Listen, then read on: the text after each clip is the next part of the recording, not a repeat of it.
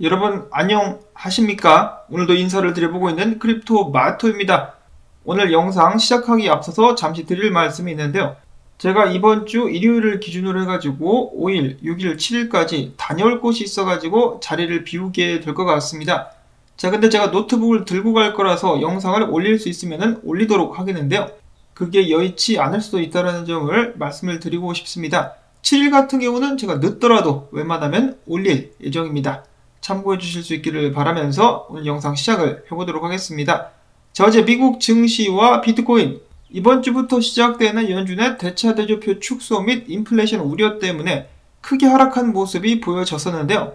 자, 오늘 이런 소식이 나왔습니다. 오펙과 오펙 플러스가 7월에서 8월 동안 하루 64만 8천 배럴 증산을 하겠다. 그러자 미국 정부가 아싸 신난다. 미국에서 기름값 오르는 것 때문에 욕 처먹고 있었는데 정말 다행이다라면서 두 팔을 들고 환영을 했다라고 합니다. 자, 인플레이션에 큰 영향을 줄 수 있는 기름값이 내려갈 수도 있다라는 그런 희망 뿐만 아니라 오일은 오일로만 쓰이는 것이 아니라 오일을 통해서 여러가지 제품들을 생산하고 나죠. 그 제품들의 가격까지 내려가면서 인플레이션에 대한 압박을 좀 낮춰줄 수 있게 되지 않을까라는 희망과 함께 미국 증시 오늘 상승으로 출발을 하고 있는 모습이 보여지고 있습니다.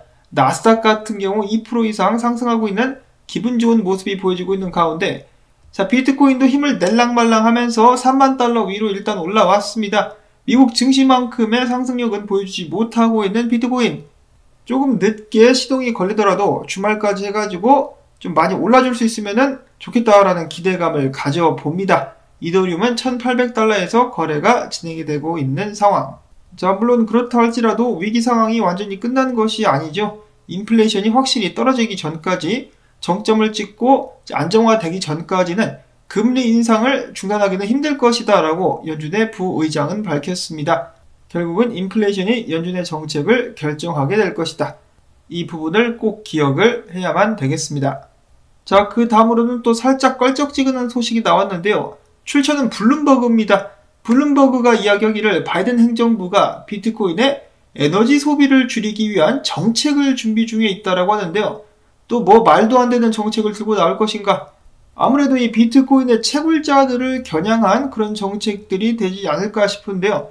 최근에 수익 감소 때문에 비트코인을 던지고 있는 채굴자들인데, 재생산 에너지로 채굴을 한다라고 해도 계속해서 딴지를 걸고 있는 일부 미국 정치인들과 바이든 행정부는 과연 이번에는 무엇을 들고 나와가지고 암호화폐 업계를 당혹시킬 것인지 벌써부터 염려가 됩니다. 비트코인 좀 가만 냅둬라. 최근에 애가 힘이 없어가지고 비실비실대고 있는데 그런 애를 또 때리려고 하고 있어요. 잔인한 바이든.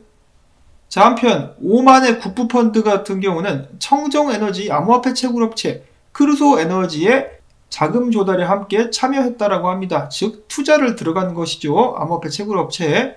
정확한 액수는 밝혀지지 않은 상황인데요.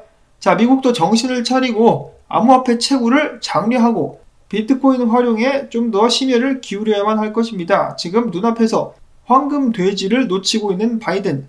정신 차려. 다음으로 해서는 독일의 대형 전자제품 매장인 세턴, 이 발음을 자툰이라고 한다는데 자툰에서 매장 내에 비트코인 ATM 기기를 설치했다라고 합니다. 독일 내에서는 꽤 큰 체인이라고 하는데요. 독일 사시는 분들이 계시면 좀 확인해 주시면 좋겠습니다. 자, 아무튼 독일에서 비트코인 ATM 기기 가즈아.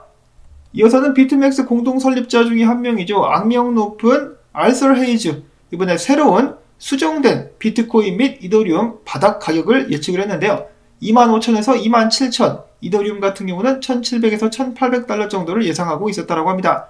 자, 이전 예측 같은 경우는 비트코인 2만 달러, 이더리움 1,300달러를 예측을 했었는데, 최근에 비트코인이 그래도 좀 잘 버티는 것처럼 보이자 좀 더 높게 바닷가를 책정한 것이 아닌가 싶습니다. 또한 그는 덧붙이기를 연준이 금리 인상을 계속해서 지속할 수는 없을 것이며 암호화폐 시장은 대차대조표 축소 전망이 사라진 후 반등할 것이다 라고 예측을 했습니다. 참고로 이 양반 같은 경우는 이더리움이 언젠가 10,000달러에 도달하게 될 것이다 라고 강력하게 믿고 있다라고 합니다. 자, 다만 강세장의 재개 문제는 정치와 또 연관이 되어 있기 때문에 그 시기가 언제가 될지는 또 확신하기는 힘들다 라고 이야기를 하기도 했었다라고 합니다. 자, 비트코인 및 이더리움 지금 바닥 찍었다라고 볼 수 있는 것인가? 그러면은 최악의 경우 쌍바닥 한 번 더 찍고 상승할 수 있기를 바라봅니다. 자, 그 다음에는 S&P 500 오늘 지지 구간에서 반등을 열심히 해주고 있는 상황. 비트코인도 3만 달러 위로는 일단 올라왔는데, 자, 비트코인 같은 경우 제대로 된 상승을 위해서는 3만 800달러 위에서 일단 안착을 해주는 것이 중요하다라고 이야기를 해주고 있습니다. 3만 800달러, 여기는 이 구간 반복 기능의 상단 부분이라고 볼 수가 있겠죠. 구간을 위로 뛰어넘고 이 위에서 안착을 해줄 수 있다라면은 다음 단계로 넘어갈 수 있을 것이다. 33,000에서 34,000달러 정도를 노려볼 수 있겠다라고 예측을 하고 있는 것이죠. 이어서는 켈리오 분석가의 분석 및 의견인데, 그는 이렇게 이야기를 하고 있습니다. 내가 봤을 때 비트코인이 떨어질 거였으면 진즉에 갈렸다. 진즉에 나락으로 떨어졌을 것인데 지금 잘 버티는 것으로 봐서는 지금부터 반등을 준비하고 있는 것 같다. 여기는 추세를 다시 한번 테스트하고 있는데, 여기를 뚫고 올라와가지고 31,500달러 이상으로 상승할 준비를 지금 비트코인이가 하고 있다라고 이야기를 했습니다. 자, 비트코인 주말 동안에 힘 한번 내주나요? 다음으로 이어서 오늘 분석 마무리는 여전히 불뽕 맛을 한번 보도록 하겠습니다. 자, 뽕 맛을 봤을 때 비트코인 이런 식으로다가 이미 바닥을 찍었다. 그렇기 때문에 다음 상승이 시작되게 될 것이다. 축적을 거쳐가지고 한 번에는 안 올라가죠. 축적을 거쳐가지고 다음 상승으로 이어지게 될 것이다. RSI를 봐도 축적하는 기간이 보여지고 있는데, 자, 반감기 기준으로 봐서도 아직까지 상승장이 끝나지 않고 중간에 있다는 것을 알 수 있다라고 이야기를 하고 있습니다. 이런 식으로 올라가서 고점 찍고 그때 다시 하락장 가게 될 것이다. 이것이 비트코인 뽕이다 라고 이야기를 해주고 있었습니다. 자, 그 다음에는 크립토 로버가 이야기합니다. 지금 차트를 보시면은 여기는 검은 선이 비트코인 가격, 노란 선이 비트코인 10,000개 이상을 보유한 고래들의 주소 숫자라고 하는데요. 최근에 비트코인 가격이 떨어지고 있지만은 고래들은 계속해서 비트코인을 축적하고 있다. 그렇기 때문에 당신의 비트코인을 고래들에게 팔지 말라라고 이야기를 해주고 있습니다. 자, 고래들 계속해서 비트코인을 사서 쟁이고 있는데 그만큼 현금이 남아 돈다라는 것이겠죠. 자, 그 반면에 서민들은 어떻습니까? 인플레이션 때문에 지금 굉장히 힘든 상황. 이건 뭐 거의 중산층 비트코인 못 사게 손발 묶어놓고 고래들이 지금 비트코인을 쟁이고 있는 것이 아닌가, 그런 생각마저 들게 하는 시기인 것 같습니다.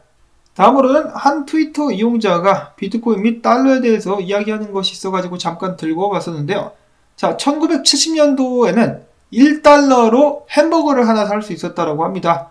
뭐 지금도 달러 메뉴가 있지 않느냐라고 하시는 분들도 계실 것 같은데요. 그런 달러 버거 말고 제대로 된 버거가 1달러였었고, 1995년대에는 인플레이션이 어느 정도 진행이 돼가지고 1달러로는 과자 한 봉지를 살 수 있었다라고 하죠. 자, 근데 오늘날은 어떻습니까? 엄청난 인플레이션 때문에 1달러로 껌 한 통도 사기 힘들다라고 이야기를 하고 있습니다. 자, 근데 사람들이 뭐라고 하느냐? 아, 나는 비트코인이 싫다. 비트코인은 너무 변동성이 심하다. 이 통화라는 것은 안정성이 있어야 되지 않겠느냐? 아니, 근데 달러의 안정성이 어딨냐고. 시간이 가면 갈수록 그 가치가 떨어지는데 라면서 사람들의 의견을 반박하고 있는 것이죠. 장기적인 미래를 생각해 보고 비트코인의 큰 그림을 본다라면 장기적으로는 비트코인의 가치가 달러보다 더 오를 것이라는 것을 너무나 손쉽게 알 수 있지 않나 라는 생각을 해봅니다. 자, 그 다음으로는 최근에 암호화폐 시장이 힘들기는 힘든가 봅니다. 중동 대형 암호화폐 거래소, 그 외 인도 쪽도 그랬었던 것 같고 전 세계 여러 거래소들에서 계속해서 직원들을 해고하고 있습니다. 미국의 대형 거래소 중에 하나인 제미니 같은 경우도 직원 10%를 해고를 했고요. 코인베이스 같은 경우도 시장 침체 때문에 신규 채용을 연기했다라고 하네요. 암호화폐 업계의 겨울이 지대로 들이닥친 것 같습니다. 자, 다음으로는 미국의 유명 멕시칸 푸드 체인이라고 볼 수가 있겠는 치폴레에서 암호화폐 결제를 지원한다라고 밝혔습니다. 비트코인을 포함해가지고 95개의 암호화폐 결제를 지원하는데, 그래서 중요한 것은 암호화폐로 바로 받는 것이 아니라 달러로 바꿔가지고 받게 된다는 것이겠죠. 언젠가는 암호화폐로 바로 받을 수 있기를 또 바라보는데 그 시기는 과연 언제가 될 것인가. 자, 다음으로는 최근에 고전을 면치 못하고 있는 이더리움.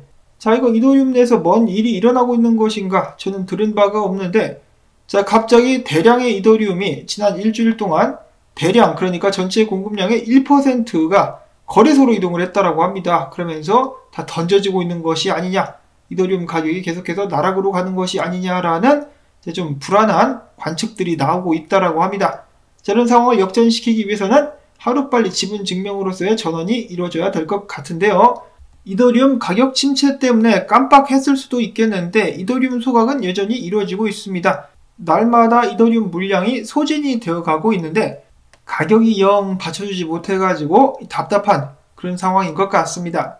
자, 반면에 에이다 같은 경우는 최근에 힘 좀 쓰고 있죠. 칼다노 네트워크가 지난 5월 달에 큰 성장세를 보이면서 그 몸집을 불려나가고 있습니다. 지난달에 무려 947건의 신규 프로젝트가 제안됐었고 온라인 거래 건수가 7.8% 증가. 에이다, 칼다노 블록체인에서 발행된 자체 자산수는 500만 개를 넘었으며 칼다노 지갑수는 336만 개로 증가를 했다고 합니다. 서서히 그러나 확실하게 덩치를 키워가고 있는 칼다노. 솔라나 같은 경우는 덩치를 너무 빨리 불렸다가 지금 계속해서 네트워크 중단 사태가 일어나고 있는데 칼다노는 그래도 안정적으로 성장을 하고 있는 것 같습니다. 자, 마지막으로는 캘리포니아의 상원 의원 후보가 도지코인을 법정화폐로 만들겠다라는 개뼈다구 같은 소리를 하기도 했었다라고 하네요. 아무래도 일론 머스크를 통해 가지고 그리고 도지코인을 통해서 관심을 끌기 위한 그런 수법이 아닌가. 정말로 그렇다라면은 좀 정직하게 살아라 임마 라는 말을 전해주고 싶습니다. 암호화폐를 이 선거 수단으로 사용하지 말고 암호화폐가 사람들에게, 시민들에게 진정으로 어떠한 이득을 가져다 줄지를 먼저 연구를 하고 그에 맞는 발언을 하는 정치인들이 늘어날 수 있기를 바라보면서 오늘 영상은 여기서 마무리를 짓도록 하겠습니다. 행복하고 즐거운 금요일 되실 수 있기를 바라면서 도움이 되셨다면 오늘도 토마토밭 좀 도와주기, 광고 영상 한 편만이라도 재생시켜주기, 그리고 좋아요 눌러주기 꼭꼭 부탁을 드리면서 저는 다음에 새로운 소식 가지고 인사를 드리도록 하겠습니다. 안녕히 계십시오.